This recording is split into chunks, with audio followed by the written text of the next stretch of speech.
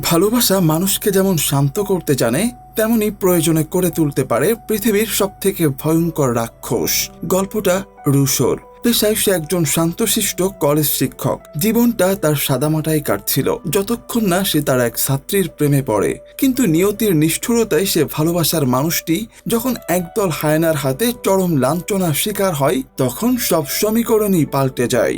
যে হাতে রুশো চক আর ডাস্টার ধরত প্রিয় মানুষের উপর হওয়া সেই বর্বরচিত অত্যাচারের প্রতিশোধ নিতে, সেই হাতেই সে তুলে নেয় অস্ত্র। একজন আদর্শ শিক্ষক যখন পরিস্থিতির চাপে নিজের মনুষ্যত্ব বিসর্জন দিয়ে হয়ে ওঠে একজন রক্তপিপাসু রাক্ষস, তখন তাকে থামানোর সাধ্য কার? হ্যাঁ বন্ধুরা, এতক্ষণে নিশ্চয়ই বুঝে গেছেন আমরা কোন সিনেমা নিয়ে কথা বলছি। আজ আমরা এক্সপ্লেন করতে যাচ্ছি বহুল আলোচিত সিনেমা রাক্ষস। তবে মূল গল্পে যাওয়ার আগে একটা ছোট্ট অনুরোধ। সিনেমাটি যেহেতু এখনো প্রেক্ষাগৃহে চলছে, তাই গল্পটি ভালো লাগলে অবশ্যই সিনেমা হলে গিয়ে মুভিটি উপভোগ করবেন। মুভিটি এখনো হলে চলায় কপিরাইট এবং ডিস্ট্রিবিউটরদের সম্মানার্থে আজকের এক্সপ্লানেশনে আমরা কেবল টেইলর কার্ডের ফুটেজগুলোই ব্যবহার করেছি। তো চলুন আর কথা না বাড়িয়ে রুশোর রাক্ষস হয়ে ওঠার সেই রোমহর্ষক গল্পটি শুরু করা যাক। গল্পের শুরুতেই আমরা রুশোকে দেখতে পাই। রুশো একটা কলেজের অত্যন্ত গম্ভীর এবং রাশভারী টিচার। তার ব্যক্তিত্বে এক ধরনের ভীতি আছে যা ছাত্রছাত্রীদের তটস্থ রাখে। একদিন রুশো ক্লাস নেওয়ার অবস্থায় জানতে পারে কলেজের এক বখাটে ছেলে তার ছাত্রীর বিকিনি পরা আপত্তিকর ছবি এঁকে তাকে ব্ল্যাকমেইল করার চেষ্টা করেছে, এমনকি ব্ল্যাকমেইল করছেও। রুশো একসময় সেই বখাটে ছেলেকে ধরে ফেলে। তারপর ছেলেটিকে জনসম্মুখে এমন নিষ্ঠুরভাবে মারধর করে যে ছেলেটি চিরতরে পঙ্গু হয়ে যায়। একজন টিচারকে ব্ল্যাকমেইল করার শিক্ষা ছেলেটি পেলে রুশোর প্রতি কলেজের সব স্টুডেন্টদের ভয় আরও বেড়ে যায়। রুশো নিজেকে কলেজে সেইভাবেই উপস্থাপন করতে শুরু করে যেন সে নিজে একাই 100। এর মধ্যেই কলেজের নতুন স্টুডেন্টদের ভর্তি কার্যক্রম শুরু হলে নতুন স্টুডেন্ট হিসাবে ভর্তি হয় এই গল্পের নায়িকা জুলিয়েট। জুলিয়েট পড়াশোনায় একদমই কাঁচা, কিছুই পারে না। পড়াশোনায় কাঁচা হলেও দেখতে অত্যন্ত সুন্দরী আর স্বভাবে অনেকটাই চঞ্চল প্রকৃতির। সবাই জুলিয়েটকে দেখে হা করে তাকিয়ে থাকলেও জুলিয়েট কাউকে পাত্তা না দিয়ে শুধু সারাক্ষণ রুশো স্যারকেই দেখত। মূলত জুলিয়েট তার প্রেমের ফাঁদে রুশো স্যারকে ফাঁসাতে চায় পরীক্ষায় ভালো নাম্বার পাওয়ার জন্য। এজন্য জুলিয়েট নানা অঙ্গভঙ্গির মাধ্যমে স্যার রুশোকে পটানোর কাজে লেগে পড়ে। রুশো সবকিছু খেয়াল করলেও বাইরে থেকে একদম নির্বিকার থাকে, কোনো প্রকার পাত্তাই দেয় না জুলিয়েটকে। জুলিয়েটও নাছোড়বান্দা, সে কোনোভাবেই রুশোর পিছু ছাড়বে না। একদিন রুশো ক্লাস শেষ করে গাড়ি নিয়ে বাড়ির উদ্দেশ্যে বের হলে জুলিয়েটও গাড়িতে উঠতে চায়, বলে তাকে যেন বাসায় ড্রপ করে।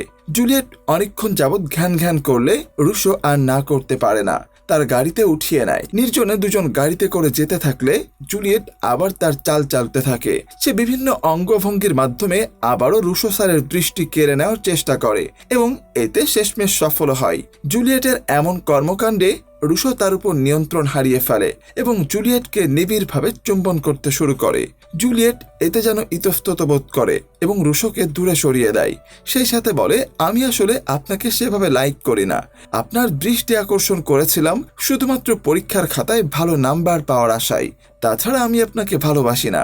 সবটাই ছিল আসলে দুষ্টুমি। কিন্তু রুশো তো অলরেডি জুলিয়েটের প্রতি আসক্ত হয়ে পড়েছে। আসলে রুশো অনেক আগেই জুলিয়েটকে পছন্দ করে ফেলেছিল, কিন্তু কোনো পাত্তা দেয়নি। সে একজন টিচার আর জুলিয়েট তো স্টুডেন্ট, তাই সেভাবে পাত্তা দেয়নি। কিন্তু যখন সে পাত্তা দিল তখন দেখলো সবটাই আসলে মিথ্যা। কিন্তু রুশো চুপচাপ থাকার পাত্র নয়, জুলিয়েটের উপরে ভয়ঙ্কর অধিকারবোধ খাটানোর চেষ্টা শুরু করে। জুলিয়েট যেখানে যায় সেও সেখানে যায়। কলেজে রুশো জুলিয়েটের উপর এক প্রকার প্রভাব বিস্তার করে। রুশো দিনকে দিন জুলিয়েটকে আরো বেশি ভালোবেসে ফেলে। একদিন রুশো জুলিয়েটকে সারপ্রাইজ দিতে চলে যায় তার বাসায়, কিন্তু বাসায় গিয়ে জানতে পারে জুলিয়েট আসলে বাসায় নেই। তাই রুশো ফোন করে জুলিয়েটের বান্ধবী রিতাকে, জিজ্ঞেস করে জুলিয়েট কোথায় গিয়েছে। যেহেতু টিচার তাই রিতা সত্যি আর গোপন করতে পারে না। তাই ভয়ে ভয়ে রিতা জানায় জুলিয়েট গিয়েছে স্থানীয় কুখ্যাত অপরাধী সোহেল মন্ডলের কাছে, তার সাথে সে বাইরে ঘুরতে গিয়েছে। জুলিয়েট অনেক আগে থেকেই সোহেলকে ভালোবাসে, যা তার ফ্রেন্ডরা জানে। কিন্তু যখন রুশো সোহেলের কথা জানতে পারে এবং জুলিয়েট সোহেলের সাথে বেরিয়েছে এটা জানে, তখন রুশোর মাথা খারাপ হয়ে যায়। রুশো এমনিতেই অত্যন্ত রাগী একজন মানুষ। জুলিয়েটের এই কর্মকাণ্ড রুশোকে আরো রাগান্বিত করে তোলে। রাগ এবং ঈর্ষায় অন্ত হয়ে রুশো জুলিয়েটের বাড়ির সামনে জুলিয়েটের জন্য অপেক্ষা করতে থাকে। কিন্তু অনেক সময় পেরিয়ে গেলেও জুলিয়েট আসে না। এত অপেক্ষায় রুশোর রাগ আরো বেড়ে দ্বিগুণ হয়ে যায়। এর মধ্যে জুলিয়েট বাসায় ফিরলে রুশো কোনো কথা না বলে আগে তাকে পৈশাচিক মারধর শুরু করে। এরপর জুলিয়েট সহ সকল মেয়েদের টাকার প্রতি লোভ নিয়ে অপমানজনক কথা শোনায়। বলে তোরা আসলে টাকা পেলেও কুত্তার পা চাটতেও দ্বিতীয়বার ভাববি না। এলাকার গ্যাংস্টার সোহেল মণ্ডলের কাছে আছে বলে আজ তুই তার সাথে আছিস, কাল অন্য কেউ আসলে আবার তার কাছে যাবি। তোদের মতো মেয়েরা এমনই, যারা আসলে শুধু টাকায় বড় করে দেখে। এসব বলতে বলতে রুশো মারতে থাকে জুলিয়েটকে। মারতে মারতে তাকে একদম রক্তাক্ত করে ফেলে। জুলিয়েট মার খেয়ে রক্তাক্ত অবস্থায় পড়ে গেলে রুশো সেখান থেকে চলে যায়।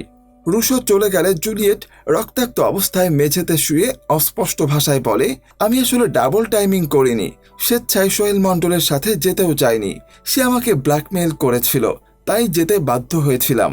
জুলিয়েটের অস্পষ্ট সুরের কথাগুলোতে বোঝা যায় সে আসলে রুশোকেই মন থেকে ভালোবাসে, কিন্তু রুশো সেটা জানতেই পারল না।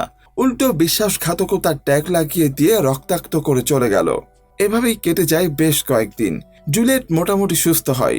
সুস্থ হলে সোহেল মণ্ডল আবার জুলিয়েটের দিকে নজর দেয়। অনলাইনে জুলিয়েটের ছবি দেখে তার উপর লোলুপ দৃষ্টি দেয় সোহেল মণ্ডল।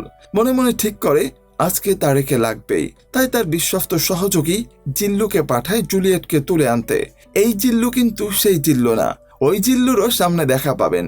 তো জিল্লু সোহেল মণ্ডলের আদেশ পেয়ে জুলিয়েটকে তার বাড়ি থেকে উঠিয়ে নিয়ে আসে সোহেল মণ্ডলের কাছে। সোহেল জুলিয়েটকে সামনে থেকে দেখে আরো যেন টালমাটাল হয়ে যায়।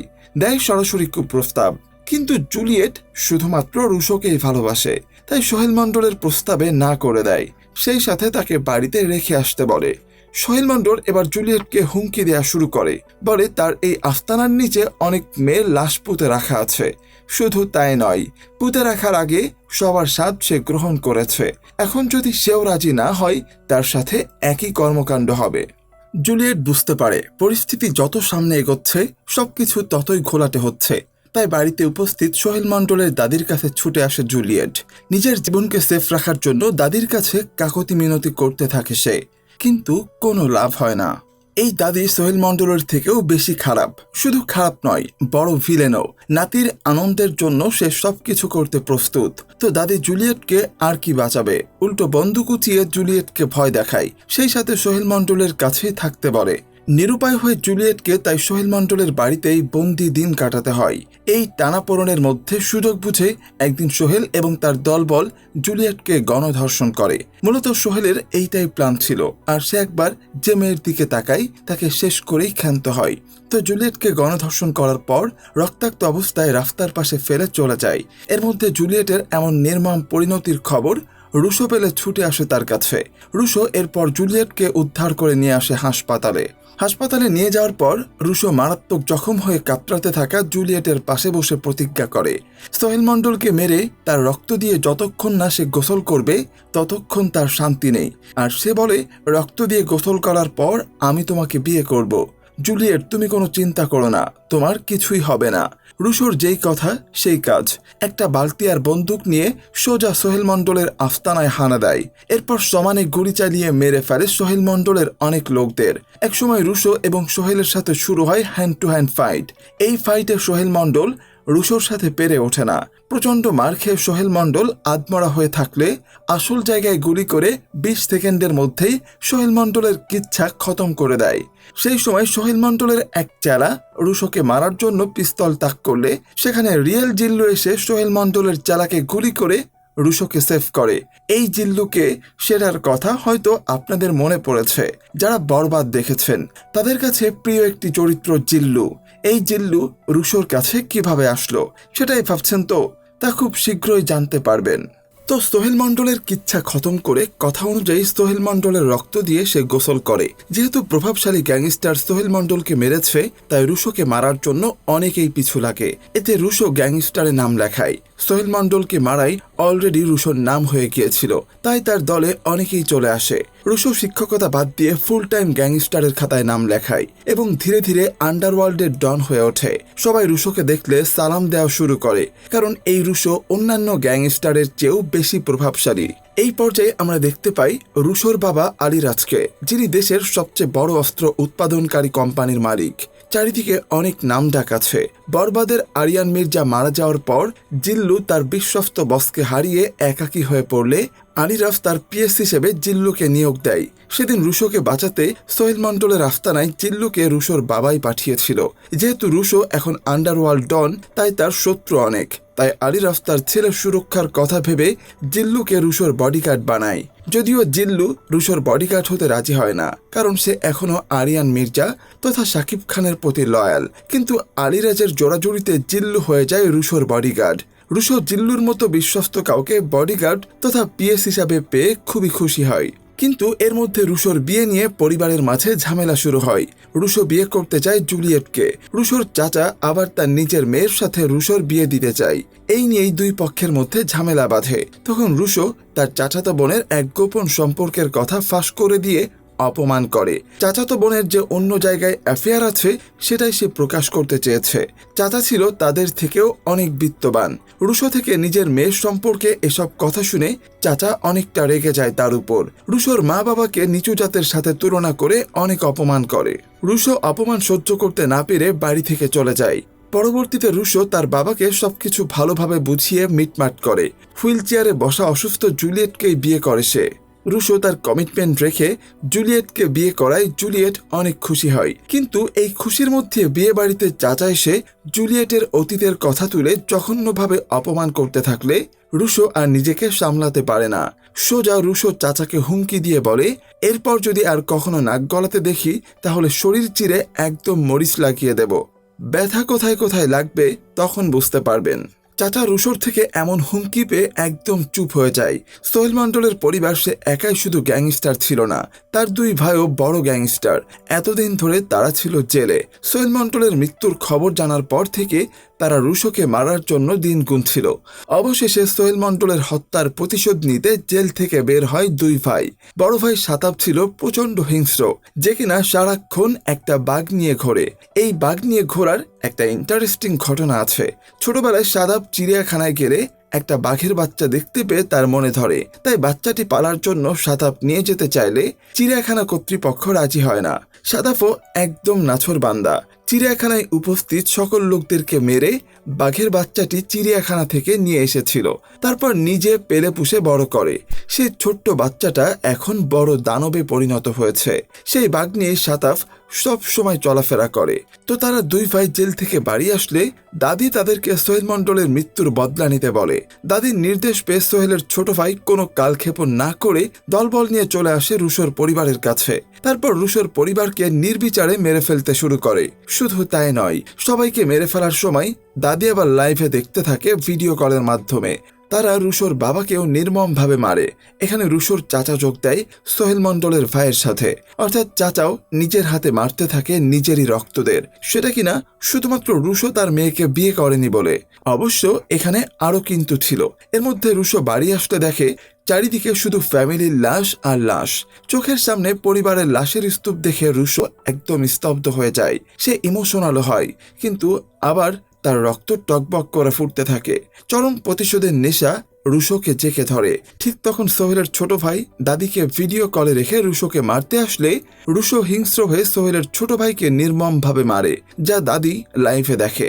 সোহেলের ছোট ভাইকে মারার পর রুশো পিছু নেয় তার চাচার, কারণ তার চাচা তাদের সাথে বিশ্বাসঘাতকতা করছে। একসময় চাচাকে ধরে। আগের বারের কথা অনুযায়ী বুক চিরে সেখানে কাঁচামরিচ লাগিয়ে চাচাকে মেরে ফেলে। ছোট ভাইকে মৃত দেখে বড় ভাই সাতাব বাঘ নিয়ে সেখানে চলে আসে। সচরাচর বাঘ হয় হিংস্র, কিন্তু সাতাবের বাঘের মধ্যে হিংস্রতা ছিল না, তাই রুশোকে আর বাঘের সাথে লড়তে হয় না। রুশো শুধু লড়ে সাতাবের সাথেই। আর এখানে সাতাবকে শেষ করে তিন ভাইয়ের চ্যাপ্টার একদম খতম করে দেয়। রুশো সাতাবকে মারার পর বাঘ নিয়ে রুশো আর জিল্লু হাজির হয় দাদির কাছে। এসে বলে, খুব তো নাতিদের নিয়ে বড়াই করেছিলেন, আমাকে মারার জন্য নাতিদের পাঠিয়েছিলেন, কই এখন আপনার নাতিরা? সবাইকে মেরে তো একদম শেষ করে দিয়েছি, নিশ্চয়ই আমাকে মারতে ইচ্ছা করছে। এটা বলে রুশো তার হাতের পিস্তল দাদির হাতে তুলে দেয় আর তাকে বলে দেয় যেন গুলি করে মেরে ফেলে। দাদিও রেগে গিয়ে গুলি করতে চায়, কিন্তু কোনো বুলেট বের হয় না। দাদি দেখে যে পিস্তলে আসলে কোনো বুলেটই নেই। রুশো এরপর দাদিকে মনে করিয়ে দেয় তার বাবার তৈরি অস্ত্র তার কোনো ক্ষতি করবে না। এসব বলে দাদির বাড়ি থেকে চলে যায়। 3 গ্যাংস্টার ভাইয়ের শেষ বলে কি মনে করছেন? মুভিটি কি এখানেই শেষ? না না, একদম না। কেটে যায় বেশ কয়েক বছর। রুশোর এক মেয়েও আছে। রুশো তার স্ত্রী জুলিয়েট এবং তাদের ছোট্ট মেয়েকে নিয়ে সমুদ্র সৈকতে শান্তিতে সময় কাটাচ্ছিলেন। কিন্তু হঠাৎ সেখানে এক টাকমাথার রহস্যময় ভিলেন হাজির হয়, যে কিনা হুবহু দেখতে রুশোর মতো। ধারণা করা যায় এটা রুশোর যমজ ভাই। তো সে রুশোকে বন্দি করে মেয়েকে শিকলে বেঁধে কুকুরের মতো টেনে নিয়ে যায়, যেন পোষা কুকুর। এরপর রুশোর চোখের সামনে তার মেয়ে এবং স্ত্রী জুলিয়েটকে বীভৎসভাবে হত্যা করে। রুশোকেও মারাত্মকভাবে জখম করে ফেলে দেয় আগুনের লেলিহান শিখায়। আগুনে জ্বলতে থাকে রুশো, কিন্তু নিজেকে কয়লা বানানোর আগেই ধ্বংসস্তূপ থেকে আবারও এক পোড়া চোখ নিয়ে জেগে ওঠে। মুভিটি এখানে শেষ হলেও আগুনে পুড়ে যে হিংস্র রুশোর আবির্ভাব ঘটে তার দেখা পেতে কিনা অপেক্ষা করতে হবে এখন রাক্ষস 2 এর জন্য। অর্থাৎ মুভিটি এখানেই শেষ হয়। শেষে একটা বড় প্রশ্ন থেকেই যায়, রুশোর সেই যমজ ভাই কেন তাকে তার পুরো পরিবারকে শেষ করে দিল? এর পেছনের আসল রহস্যটা হয়তো আমরা জানতে পারবো দ্বিতীয় পার্টে। গ্যাংস্টার ঘরানার মুভি হিসাবে গল্পটা সত্যিই বেশ ভালো লেগেছে। হ্যাঁ, কিছু জায়গায় ইন্সপায়ার্ড মনে হতে পারে, বিশেষ করে বলিউডের অ্যানিমেল থেকে, কিন্তু তারপরও পরিচালক যে স্কেলে রাক্ষসকে তুলে ধরেছেন সেটা আগের কাজগুলোর থেকেও অনেক বড় এক ইমপ্রেসিভ। আর সিয়াম আহমেদ এই মুভিতে একেবারেই নতুনভাবে ধরা দিয়েছেন। তার ট্রান্সফরমেশন যেমন চোখে পড়ার মতো, তেমনই তার অভিনয় ছিল দারুণ এবং এঙ্গেজিং। আপনার যদি গল্পটা ভালো লেগে থাকে তাহলে অবশ্যই হলে গিয়ে রাক্ষস দেখে আসবেন। গ্যারান্টি দিচ্ছি এন্টারটেইনমেন্ট একদম ডাবল পাবেন। তো আজকের এক্সপ্লেনেশন কেমন লাগলো সেটা অবশ্যই কমেন্টে জানাবেন।